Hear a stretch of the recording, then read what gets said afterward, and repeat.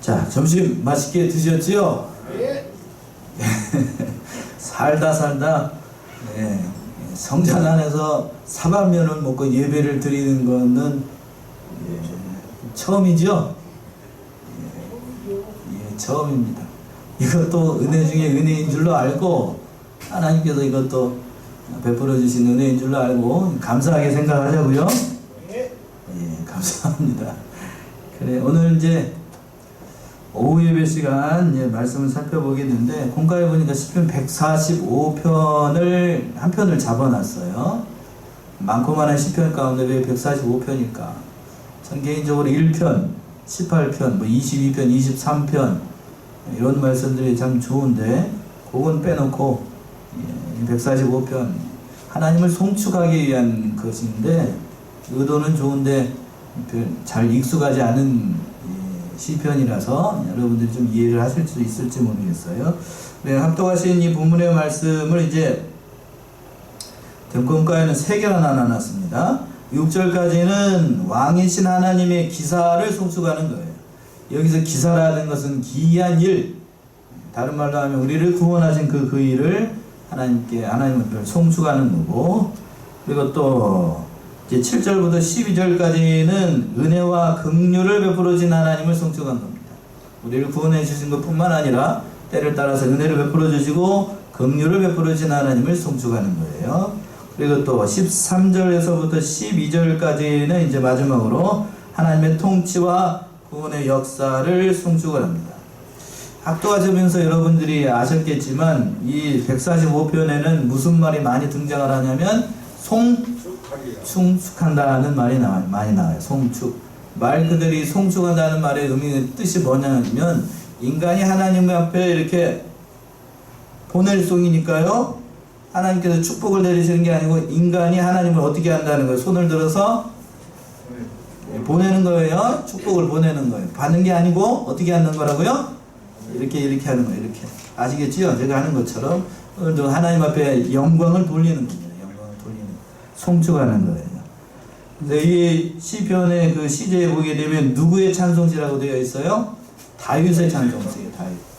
다윗이 하나님 앞에 찬송시를 지었는데, 다윗을 보게 되면 찬송을 참 잘 지었어요.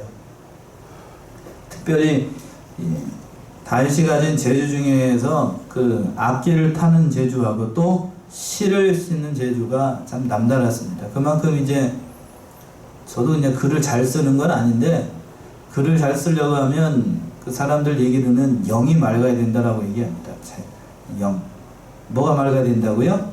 영이 맑아야 돼요, 영이. 그러니까 마음이 깨끗해야 된다라고 얘기하는데, 그거는 개발해서 되는 게 아니고, 자기가 노력해서 되는 게 아니고, 어떻게 해야 되는 거죠? 타고나야 됩니다. 그건 하나님이 주시는 은사이기 때문에, 그거는 타고나야 돼요, 타고나야 돼요. 타고나야 된다니까 한 가지 더 말씀을 드리면, 이병기 목사님 살아계셨을 때 어느 목사님이 그렇게 물어봤대요. 제자들 가운데 한 분이 어떻게 하면 목사가 설교를 잘할까요? 목사님한테 물어봤답니다. 목사님 듣고 난 다음에 뭐라고 대답하셨을 것 같아요? 열심히 노력하면 된다라고 말씀하셨을까요? 아니요.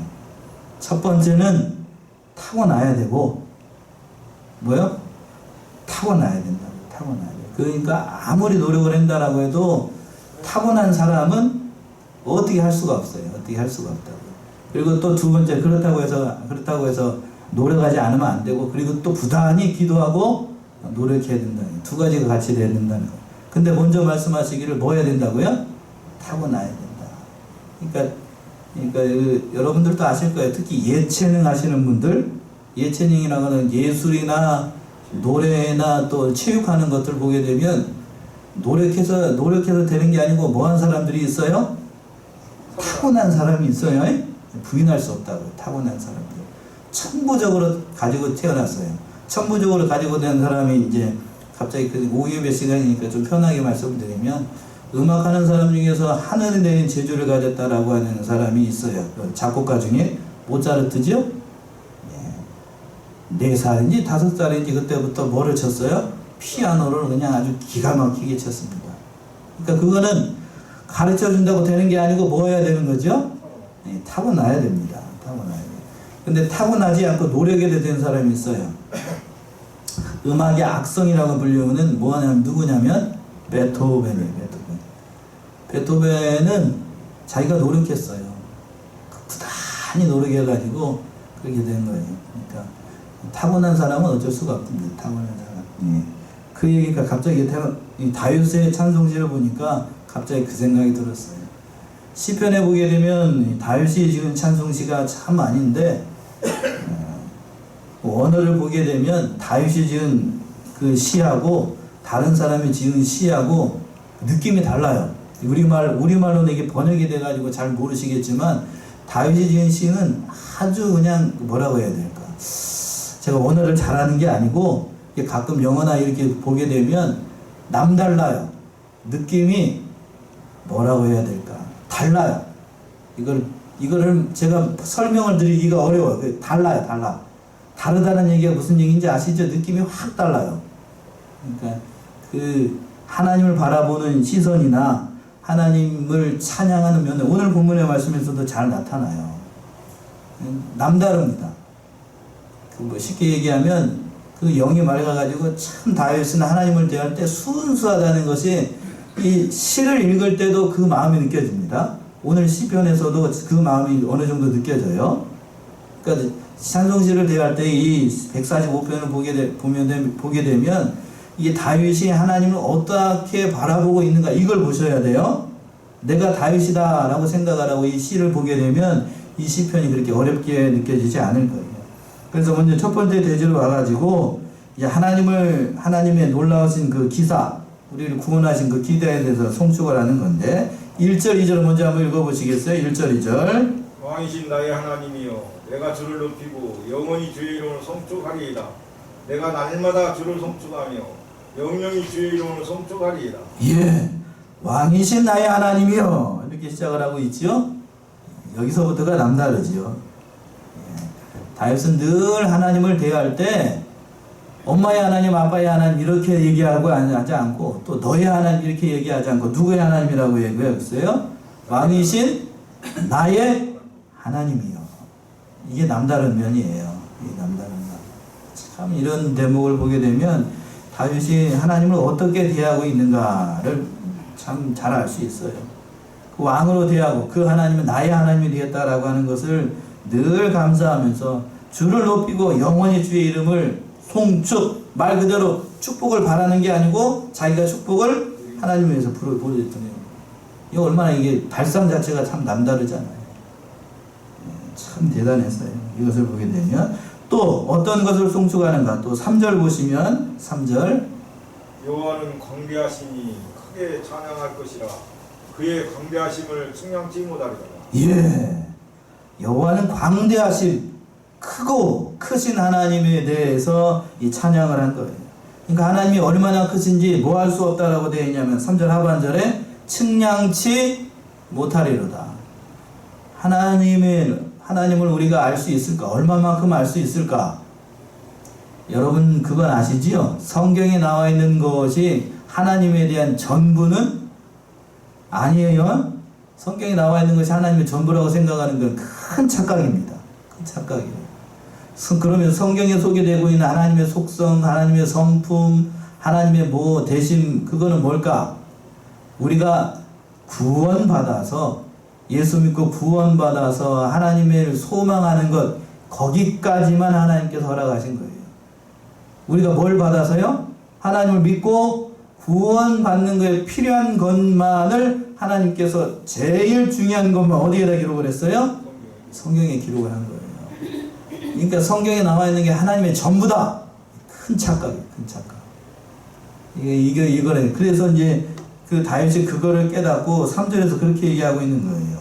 그의 광대하심을 측량치 못하겠다. 다윗이 이제 시도 잘 썼지만 기도도 많이 하고 그러면서 예수 그리스도를 기도 중에서 만났잖아요. 그렇죠? 자기 후손으로 오실 예수 그리스도에 대해서 만나면서 날마다 하나님이 어떠한 분이신가를 많이 깨달았어요. 그러니까 이렇게 측량할 수 없다라고 얘기를 한 겁니다. 로마서 11장 33절 36절 한번 보세요. 뭐라고 표현하고 있냐 사도 바울은 로마서 11장 33절 36절 깊도다 하나님의 지혜와 지식의 부유함이며 그의 판단은 측량치 못할 것이며 그의 길은 찾지 못할 것이로다. 누가 주의 마음을 알았느뇨? 누가 그의 모사가 되었느뇨? 누가 주께 먼저 드려서 갚으심을 받겠느뇨? 이는 만물이 주에게서 나오고 주로 말미암고 주에게로 돌아갑니다. 영광이 그에게 세세 있으리로다. 아멘. 예, 사도 바울이 참 표현을 잘했어요. 천재 중에 천재 두 명을 들라라고 하면 구약에서는 누구를 들고 지금 다윗을 들 수 있겠고, 또 신약에서는 누구를 들죠? 사도 바울을 들어요. 이게 막상막하예요. 하나님에 대해서 표현을 할 때에 33절 보시면 로마서 깊도다 하나님의 지혜와 지식의 부요함이요 그의 판단은 측량치 못할 것이며 그에게는 찾지 못할 것이리로다. 이 표현을 해도 이렇게 표현을 해요. 그러니까 참 하나님께서 주신 지혜가 남달랐던 이 사도 바울입니다. 막상막한 것 같아요. 전 궁금해요. 뭐가 궁금한가? 천국에 올라가게 되면 다윗도 보고 또 누구도 보게 되겠죠? 사도 바울도 보게 되겠죠? 어떤 성품이고 어떤 것지. 물론 천국에 올라가게 되면 하나님의 영광 때문에 그 사람들은 계시록에 보여서 말씀드렸던 거 보인다고 그래서 안 보인다고 그랬어요. 안 보여요. 안 보인다고. 그러니까 지금 낮이니까 좀 껌껌하니까 이거 불을 켜놨지만 밖에 나가서 태양빛이 있는데 이 불 켜봐야 뭔 소용이 있어요, 없어요? 아무 소용이 없지요? 그러면 저기 하신 분들은 그럴 거려? 좀 생각이 있으신 분들은 낮에 이렇게 환한데 이게 형광등 옆에다 그 촛불 같은 거 하나 딱 켜놓고 있으면은 정신 나갔다고 그러지요? 그죠? 정신 나갔다고 그러지. 이게 뭐 하려고 켜놨냐고 그러지. 아주 낮인데. 천국 가면은 다른 사람들이 어떻게 생겼는가 이렇게 보고 있으면 옆에 있는 사람들이 뭐라 그래요? 정신 나갔다고 그럽니다. 앞에 누가 있기 때문에 하나님과 예수 그리스도가 앞에서 짠하고 비치고 있는데 다른 사람들이 이렇게 구경하고 있으면 그건 보이지도 않아요. 제가 이게 조금 과장돼서 표현을 했지만 영광이 가득한 곳이기 때문에 수예배 때 말씀드렸던 것처럼 그 영광이 가득한 곳이기 때문에 그런 거예요. 참 하나님께서 이렇게 광대하시고 크고 위대하시다고 하는 거예요. 139편 14절 하세요. 14절 한번 보세요. 그 표현을 이렇게 얘기를 했습니다. 139편에서는 다윗이 이렇게 표현을 했는데 139편 14절 내자로 뭐라고 얘기를 했습니다. 39편 14절. 내가 주께 감사하오니 나를 지으심이 신묘 납치가심이라 주의 행사가 기함을 내 영혼이 잘 아나이다. 예, 여기서 보게 되면 139편도 누구의 신가 한번 보세요. 얼른 넘겨보셔요. 다윗의 시지요? 이런 면들이 남달라요. 성경에서 신묘막직이라는 표현은 여기밖에 없어요. 뭐라고 표현하고 있냐면 내가 주께 감사함은 나를 지으심이 어떻게 하다고요? 신묘막직함이라. 오전에도 말씀을 드렸지요. 하나님께서 인간을 지으신 것이 최고의 걸작품이라고요. 다윗이 그걸 깨달은 거예요. 나를 지으심이 어떻게 하다고요? 신묘막측하다. 신기하고 기묘하고 참으로 측량할 수 없다. 그게 신묘막측 아니에요. 목사님, 저는 몸이 불편하고 또 생긴 것도 이 모양이라서 다윗이 깨달은 것처럼 나를 지으신 것이 신묘막측한지 뭔지 잘 모르겠습니다. 그런가요? 아니에요. 아니라고요. 아니에요. 여러분들은 신묘막측하게 하나님께서 창조하시고 지금 많이 몸이 불편해지고 세상 말로 좀 망가져가지고 이 모양인 거지, 어머니 태중에 있을 때에는 참으로 신묘막측했어요. 신묘막측했어요. 자, 여러분 저기 점심 드시고 좀 졸리시니까 말씀드리는데, 여러분 저기 어머니 뱃속에서 10달 동안 있었던 거 기억나시는 분? 엄마 뱃속에서 여러분 다 나왔죠? 엄마 뱃속에 10달 동안 있었던 거 기억나시는 분 한 사람이라도 있어요? 있으면은 천국 가야 돼요. 그 사람 이상한 사람이에요. 그 신묘막측하다는 것이 그 말인 것 같아요. 아버지하고 어머니하고 씨가 만나가지고 어머니 태중에서 이렇게 착상이 돼가지고 10달 동안 자라지요. 그 자라는 동안에 한순간이라도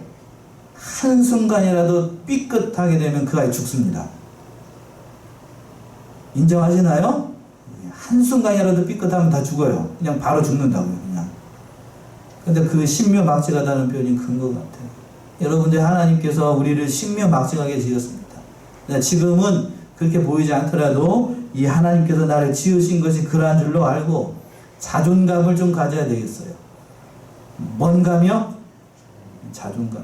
하나님께서 나를 얼마나 존귀하게 여기시고 오전에 들었던 것처럼 보배롭고 귀하고 그리고 사랑한다라고 고백했던 것처럼 우리가 그런 사람인 줄로 알아야 되겠습니다. 그래서 그거를 깨닫고 4절로 돌아와 가지고요. 4절 한번 읽어보세요. 뭐라고 얘기하고 있나? 대대로 주의 행사를 크게 칭송하며 주의 능한 일을 선포하리로다. 예. 그래서 대대토록 하나님께서 이 모든 일을 행하신 것을 다해서 칭송하겠다. 찬송하겠다. 그 능력과 모든 것을 선포하겠다라고 얘기하고 있어요. 하나님께서 하신 모든 구원의 역사, 나를 구원하신 그 구원의 역사를 찬송하겠다는 그런 말씀이기도 해요. 5절과 6절 보세요. 5절과 6절 뭐라고 얘기하고 있나? 주의 존귀하고 영광스러운 이용과 주의 기사를 나는 묵상하리다. 사람들은 주의 두려운 일에 세력을 말할 것이요 나도 주의 광대하심을 선포하리다. 예, 참 다윗이 표현하는 것이 참 재미있고 그런데 주의 존귀하고 영광스러운 위엄과 주의 뭐를 선포한다고요? 기사를 나는 묵상한다. 주의 기사라고 하는 게 뭘까요? 여기서 기사라는 말이 중요한데 기사. 맞아요. 기이한 이 역사. 앞에 신묘막측하는 말씀하고 비슷해요. 그러니까 기이한 역사라고 하는 것은 뭘까요? 나를 지으시고 또 나를 구원하신 역사. 그것이 기이하다고 하는 겁니다. 나를 지으신 것도 참 기이하고 참 기이한 일인데 나와 같은 사람을 또 예수를 믿어서 구원해 낸 일을 생각하니까 기이하다는 거예요.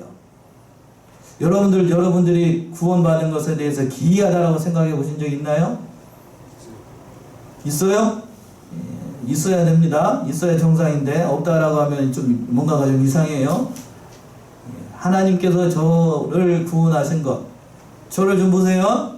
졸지 마시고 라면 먹어서 다들 조시네. 예, 저를 구원하셔가지고 그 구원해 주신 것만으로도 참으로 감사한 일인데 지금 제가 뭐를 하고 있죠? 일이 뭐예요? 목사죠. 목사로 세워가지고 더군다나 교회까지 와서 고향에 와서 이렇게 하나님 말씀을 전할 수도 있도록 한 것 자체도 참 기이한 일이에요. 그건 제가 아까 서두에서 말씀드린 것처럼 어느 한순간이라도 하나님께서 삐끗했으면 저는 목사가 됐을까요? 안 됐을까요? 안 됩니다. 한순간이라도 하나님이 한눈 파셨다. 그럼 저는 도망갑니다. 예. 이제 이렇게 얘기하니까 조금 정신 번쩍 나시나요? 집사람한테 그런 얘기를 가끔 해요. 틈만 보여봐. 전 그래요. 집사람한테 농담 반 진담 반으로 하나님이 틈만 보여봐. 난 바로 도망간다고. 여러분들도 실망하실 수 있을지 모르겠지만 그래요. 저는 진심이 그래요. 진심이 좀 저에 대한 그런 게 좀 깨지잖아요. 그런데 그 전제가 있죠.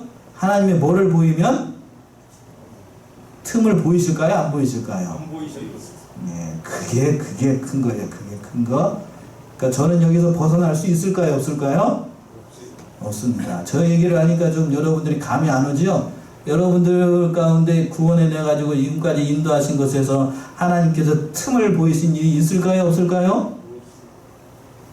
있어요? 없습니다. 네, 없어요. 여러분들이 그러니까 하나님께서 그 틈을 보이지 않고 지금 이 시간까지 있으니까 여러분들이 살아있는 거지. 하나님께서 인생과 같아가지고 깜빡 이렇게 졸았어요. 그럼 어떻게 될까요? 어떻게 될까? 어떻게 되긴 어떻게 돼요? 다 죽지. 하나님께서 그렇게 표현을 하고 있는데 하나님께서 천지 만물을 다 두 손에서 이렇게 주장을 하고 계셔요.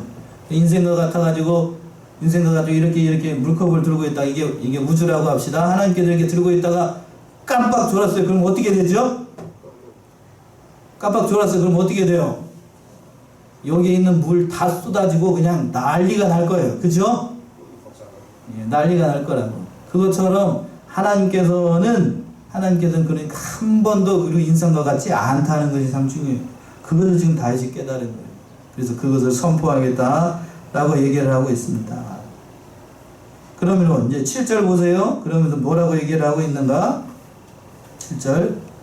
저희가 주의 크신 은혜를 기념하여 말하며 주의 의를 노래하리이다. 예, 구원하신 그 구원의 의, 예수 그리스도를 믿어서 우리를 구원하신 그 구원의 은혜를 기념하고 그 의를 노래하겠다라고 얘기를 하고 있습니다. 그 하나님은 어떠한 분이신가? 또 8절에서 8절과 9절에서 보시면 여호와 하나님에 대해서 다시 깨달은 바가 남다릅니다. 그 하나님에 대해서 얘기하는 거예요. 8절 9절이요. 여호와는 은혜로우시며 자비하시며 노하기를 더디하시며 인자하심이 크시도다. 여호와께서는 만유를 선대하시며 그 지으신 모든 것에 긍휼을 베푸시는도다. 예, 이 다윗이 깨달은 것이 여호와 하나님이 어떠한 분인가를 깨달은 거예요. 이런 대목들만 봐도 다윗이 참 남달랐다는 것을 알 수 있죠. 뭐라고 얘기를 하고 있는가? 하나님에 대해서, 여호와 하나님에 대해서 어떠한 면들을 깨달았을까? 6가지 나옵니다. 6가지. 9절까지 보시면 첫 번째, 여호와는 첫 번째 뭐하라고 얘기하고 있어요? 은혜로우시다. 은혜롭다는 거예요. 성도에게 풍성한 은혜를 주시고 영육간에 필요한 모든 것들을 공급하여 주시는 은혜로우신 하나님이라고 하는 거예요. 그래서 저도 기도를 처음 시작을 할 때에 은혜와 사랑이 풍성하신 이렇게 시작을 하는 경우가 많아요. 은혜가 아니면 우리가 살 수 없기 때문에 그렇게 얘기하는 거고, 또 두 번째 뭐 하다고 되어 있냐면 자비하시다. 자비하시다. 자비하셔요. 자비는 다른 말로 사랑이 풍성하다는 거예요.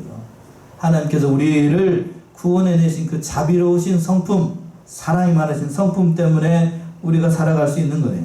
또 세 번째 뭐 하기를 더디하신다고요? 노하기를 더디하신다. 우리 인생과 같지 않아요.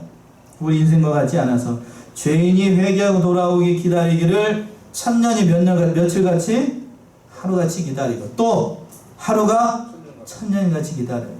하나님의 그 성품을 얘기를 할 때에 이렇게 표현을 한 거예요.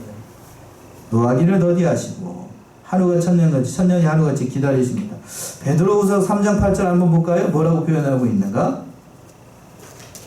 베드로후서 3장 8절.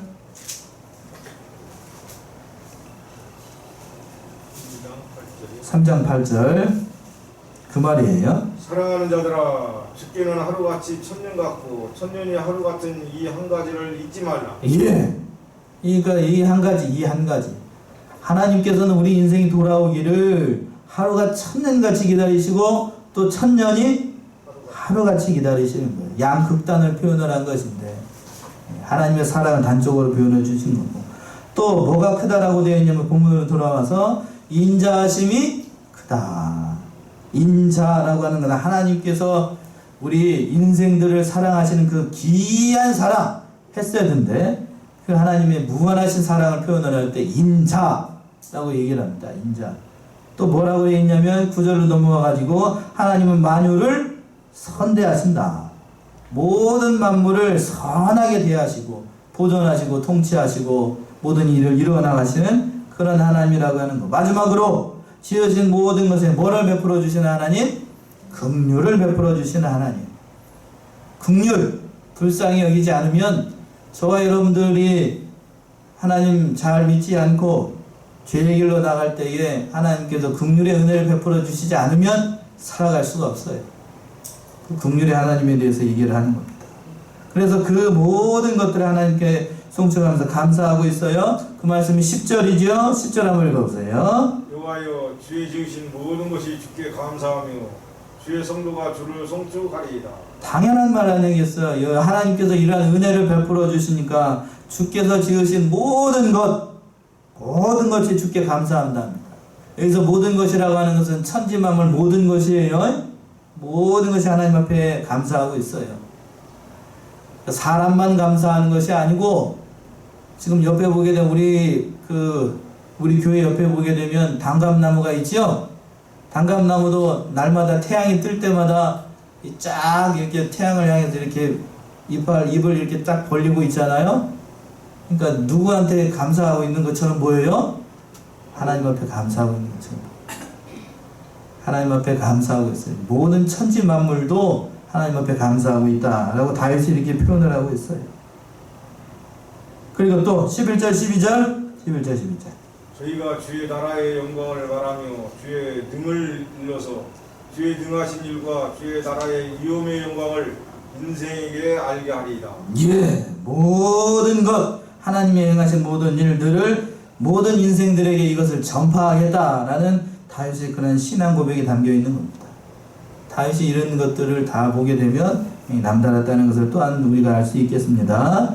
그리고 조금 빨리 가서 13절 한번 보세요. 13절. 주의 나라는 영원한 나라이니 주의 통치는 대대에 이르리이다. 예, 하나님의 구원과 하나님의 구원의 역사를 다윗이 찬송하는 것인데, 하나님의 나라가 영원할 것이고 영원무궁할 것이고 하나님의 통치는 공의로우시고 정의롭다는 것을 이렇게 얘기를 하고 있는 겁니다.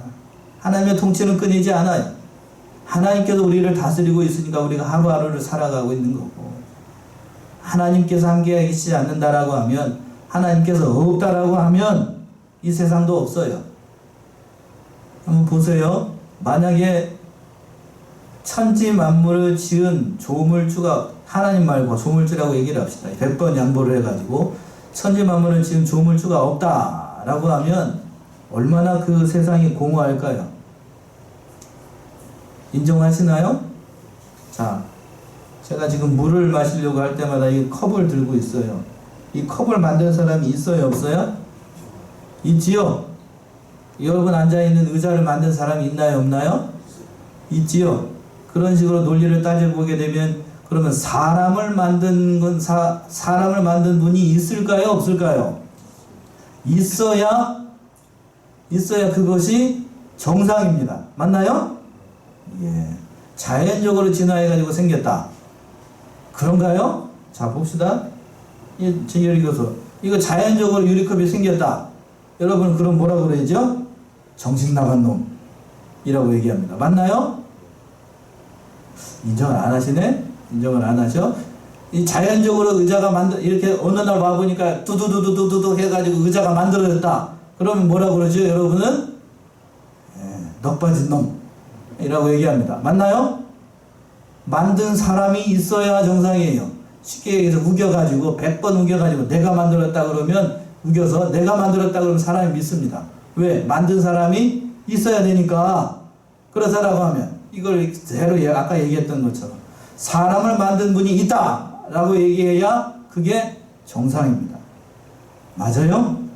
그 하나님은 지금 찬양하라는, 그 먼 하나님의 통치가 대대에 있을 것이다, 다윗이 얘기를 합니다.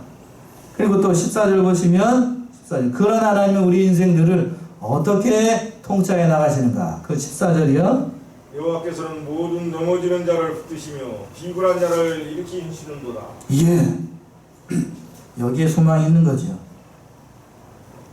모든 넘어지는 자를 붙들어 주시고 비굴한 자를 일으켜 주십니다. 신앙생활 하다가 넘어질 수 있어요. 넘어질 수 있다고. 인생 살아가다 보면 참으로 어려운 일을 만나가지고 있는 믿음도 잃어버리고, 지난주에 말씀드렸던 것처럼 처음 품었던 하나님에 대한 열심도 식어지고 비굴한 가운데 넘어지는 사람들이 있어요. 인생 살기 위해서 먹고 사는 게 바빠가지고 하나님 내팽개치고 믿음 내팽개치고 살아갈 때가 많이 있어요. 그러나 그런 인생이라고 할지라도 하나님은 찾아오셔가지고 붙들어 주시고 또 어떻게 해주신다고요? 일으켜 주셔요. 일으켜 주셔요. 할 수 있다! 이렇게 말씀하시고, 일어나라! 일어나 매대로 올라가라! 라고 말씀하셨던 것처럼 하나님은 그렇게 찾아오시는 거예요. 그런 하나님이 계시니까 우리가 살아갈 수 있는 거지, 그런 하나님이 없다! 라고 하면 그 인생 참으로 불쌍한 인생이에요. 불쌍한 인생. 그러니까 그 하나님에 대해서 이제 15절 16절 보시면 이렇게 얘기를 하고 있습니다. 다윗은 중생의 눈이 주를 앙망하오니 주는 때를 따라 저희에게 식물을 주시며 손을 펴사 모든 생물의 소원을 만족해 하시나이다. 예. 여기서 중생의 눈이 주를 앙망한다. 여기서 중생은 누구를 가리킬까요? 중생. 불교에서 쓰는 말하고 비슷한 거예요. 모든 사람들을 얘기를 합니다. 모든 사람들이 주를 앙망하면, 왜 주를 바라볼까요? 앙망이라는 것은 우러러본다는 건데, 왜 주를 우러러볼까? 하나님께서 때를 따라 저에게 뭐를 주시기 때문에? 식물을 주시기 때문에. 영육간의 모든 것을 공급해 주시기 때문에 하나님을 바라보고 있는 겁니다. 지금 엊그제도 그렇고 어제도 그렇고 그제도 그렇고 비가 그냥 어느 분 얘기를 해가지고 5,000방울 왔다라고 얘기합니다. 몇 방울 왔어요? 5,000방울은 넘게 온 것 같은데 아무튼 비가 며칠 안 오니까 그냥 지금 비 때문에 요 앞에도 지금 농작물 하시는 분들 물 때문에 지금 난리예요. 그것처럼 뭘 바라보고 있어요? 지금 우리는 하나님을 바라보고 있는 거예요. 하나님을 바라보고 있어. 놔두세요. 예. 하나님 품에 오게 되면 다 저렇게 돼요. 다 저렇게 됩니다.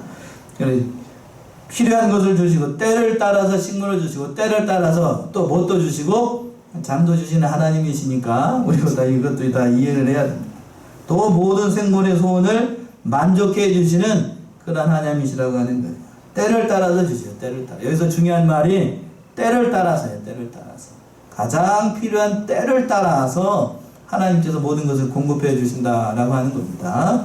그래서 17절이요. 17절. 여호와께서는 그 모든 행위에 의로우시며 그 모든 행사에 은혜로우시도다. 예, 하나님께서 하신 모든 일들이 다 의로우시고 모든 행하시는 일이 다 은혜롭다라고 하는 겁니다. 그러니까 하나님이 하시는 모든 것들은 은혜가 아닌 게 없어요. 제가 아는 그 복음성가 중에 은혜 아니면이라는 찬송가가 있습니다. 들어보셨나요? 은혜가 아닌 것이 없다는 거예요. 은혜가 아닌 것이. 나에게 이루어지는 모든 일들이 은혜가 아니면 되지 않기 때문에 시험과 그러니까 우리가 시험을 만나고 고난이 닥치고 이런 것들도 하나님께서 우리의 신앙을 만들어 나가시기 위해서 은혜로 주신 줄로 알아야 돼요. 예배 시간이 1시간 당겨졌는지 잘 모르시고 이렇게 오시는 것 같아요. 그래, 감사해요. 늦게라도 오셔가지고 이거 말씀을 안 드렸나? 그래, 우리가 그러니까 모든 것이 다 은혜가 된다고 하는 거예요. 18절이요. 여호와께서는 자기에게 간구하는 모든 자, 곧 진실하게 간구하는 모든 자에게 가까이 하시는도다. 예, 다윗이 이걸 경험을 했어요. 다윗이 자기에게 간구하는 자, 곧 진실하게 간구하는 모든 자를 가까이 오셔가지고 그 기도 소리를 들으신 하나님을 다윗이 경험을 했습니다. 경험을 했으니까 이렇게 얘기를 할 수 있는 거예요. 참으로 이 다윗이 경험했던 그 하나님을 우리가 좀 더 가까이 만나고 가까이 부르짖어야 되겠어요. 그 말씀이 19절에 나와 있습니다. 19절 한번 보세요. 19절. 저는 자기를 경외하는 자의 소원을 이루시며 또 저희 부르짖음을 들으사 구원하시리로다. 예, 하나님께서 자기를 경외하는 자의 소원을 이루시며 또 부르짖음을 듣는 자를 들으사 구원하신다라고 되어 있습니다.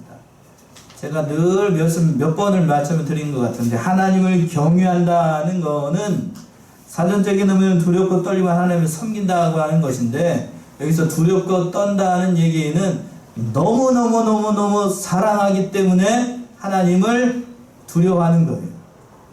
너무 존경하고 너무 사랑하고 그렇기 때문에 가까이 하기에 부담스럽다라는 뜻이에요.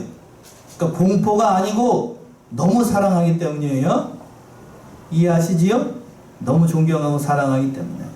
그러니까 하나님, 저를 가르쳤던 목사님들이 경외에 대해서 설명을 하기 때문에 하나님 앞에서 무서워가지고 벌벌 떨면서 어찌할꼬 하는 것, 그렇게 하는 것을 경외라고 가르쳐가지고 진짜로 제가 신학을 공부하면서 경외라는 뜻이 그런 뜻일까를 찾아봤어요. 그런 뜻이 한 가지 뜻이 있고 그보다는 더 깊어요. 경외라고 하는 것은 내가 너무 사랑하고 아끼고 너무너무 귀하게 여기기 때문에 그거를 감히 어떻게 할 수가 없어요. 너무 사랑하기 때문에. 그래서 그것이 어떻게 될까봐 안타까워하고 애쓰고 하는 것. 그것이 경외입니다. 경외. 그러니까 진심으로 사랑하기 때문에 아끼는 거예요. 사랑하기 때문에. 자, 여러분들 그 좋아하는 음식 한 가지 예를 들어 볼게요. 좋아하는 음식이 있어요. 특별히 좋아하시는 음식 있나요? 오늘은 라면을 먹였지만 좋아하는 음식이 나오면 두 가지로 성격이 갈립니다. 첫 번째는 자기가 좋아하는 음식을 맨 처음에 먹는 사람이 있고 좋아하는 것을 맨 나중에 먹는 사람이 있습니다. 여러분은 어느 쪽인가요? 먼저 먹는 사람인가요? 아니면은 나중에 먹는 사람인가요? 맨 처음. 처음에 먹어요? 자, 네, 한 가지 더 예를 들어 봅시다. 성격이 거기서 나온다고 해요. 냉면집에 가가지고 계란을 반절 잘라가지고 이렇게 계란 올라오죠? 그럼 계란을 먼저 먹는 편인가요? 아니면 계란을 맨 나중에 먹나요? 어떤 쪽이에요? 계란을 먼저 먹는 거예요? 나중에 먹어요? 먼저 먹어야지. 예. 아무튼 좋아하는 대로 취향대로 한다는 거예요. 그 얘기 너무너무 사랑하기 때문에 그걸 귀하게 여기는 거. 그것을 뭐라고 얘기를 한다고요? 경외입니다. 경외. 그러니까 하나님을 사랑하기 때문에 모든 것을 바쳐서 아끼지 않고 드리는 거예요. 그게 경외입니다. 경외. 하나님께 다윗이 그걸 느꼈어요. 그걸 알았기 때문에 이렇게 얘기를 하고 있는 거고. 또 20절이요. 여호와께서 자기를 사랑하는 자는 다 보호하시고 악인은 다 멸하시리로다. 예, 다윗이 이것도 경험을 했죠. 자기를 사랑하는 자를 보호하시고 악인을 멸하시는, 마침내 자신을 핍박하였던 모든 무리들, 모든 대적들을 하나님께서 다 멸하시고 마침내 왕으로 세워주셨잖아요.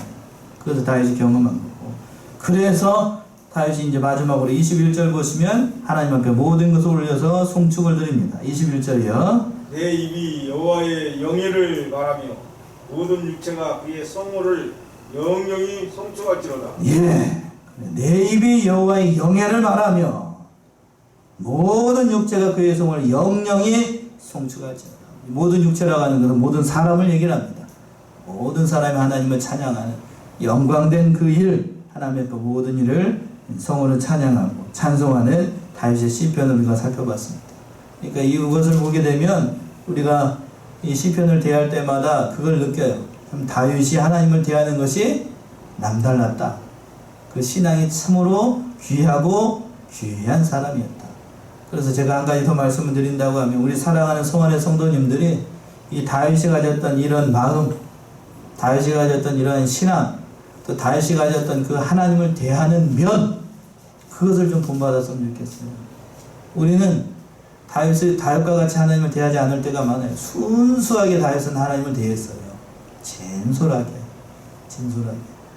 그러나 하나님을 믿는 오늘날 현대 크리스찬 가운데 그런 사람들이 있어요. 하나님을 단지 액세서리 정도로, 뭘로요? 액세서리 정도로 그렇게 생각하는 사람들이 있어요. 또 하나님을 이용해 먹기 위해서. 그런 사람들을 하나님께서 원하지 않아요. 그러나 다윗은 오늘 말씀에서 보게 되면 늘 하나님 앞에서 살기를 원했고 하나님을 가까이 하면서 좀 경외하였던 그런 신앙의 사람이었습니다. 우리 사랑하는 성도님들도 하나님을 늘 경외하고 다시 얘기했던 것을 늘 송축하고 축복을 빌어드리는 귀한 성도님들 다 되시기 바랍니다. 기도하겠습니다.